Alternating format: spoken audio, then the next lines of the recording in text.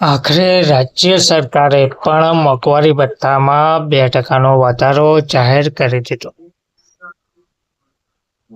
3 મહિનાનું એરિયર્સ એક સાથે કર્મચારીઓ તથા પેન્શનરોને ચૂકવવામાં આવશે. કેન્દ્રના ધોરણે રાજ્ય સરકારે પણ મોંઘવારી ભથ્થામાં વધારાની જાહેરાત આખરે કરી.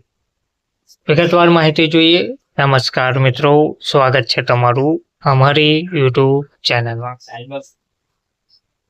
મિત્રો, આ રાજ્યના 12 લાખ સરકારી કર્મચારીઓ અને પેન્શનરો માટે ડીએમાં 2% વધારો મંજૂર કરાયો છે. મુખ્યમંત્રી દ્વારા રાજ્યના સરકારી કર્મચારીઓ અને પેન્શનરોના હિતમાં એક મહત્વપૂર્ણ નિર્ણય લેતા મોંઘવારી ભથ્થા ડીએ અને મોંઘવારી રાહત ડીઆરમાં 2% વધારો મંજૂર કરી દીધો છે. આ નિર્ણયથી રાજ્યના આશરે 12.46 લાખ પરિવારોને સીધો ફાયદો થશે તેવું જણાવવામાં આવી રહ્યું છે. પીટીઆઈ અનુસાર 7મા પગાર પંચ હેઠળ ડીએ અને ડીઆર હવે 58%થી વધી અને 60% થઈ ગયા છે. આ વધારો 1 જાન્યુઆરી 2026થી અમલમાં પણ લાવવામાં આવ્યો છે. એટલે કે બાકી રહેતું એરિયર્સ એક સાથે ચૂકવવામાં આવશે. મળતી માહિતી અનુસાર આ સરકારના નિર્ણયથી 7.2 લાખ રાજ્ય સરકારના કર્મચારીઓ અને 5.44 લાખ પેન્શનરોને ફાયદો થશે. તેમજ પંચાયત સમિતિઓ અને જિલ્લા પરિષદોના કર્મચારીઓનો પણ સમાવેશ થશે.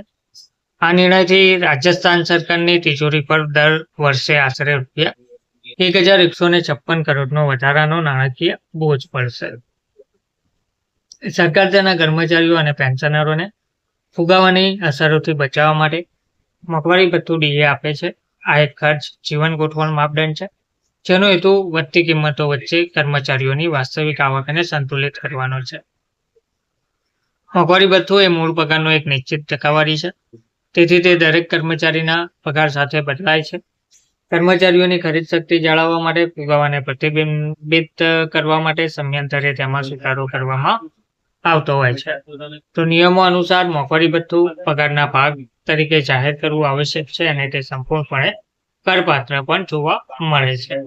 તો ટૂંકમાં કેન્દ્રના ધોરણે આખરે રાજ્ય સરકારે પણ તેમના કર્મચારીઓ પેન્શનરોના મોંઘવારી ભથ્થામાં 2%નો વધારો મંજૂર કરી દીધો છે.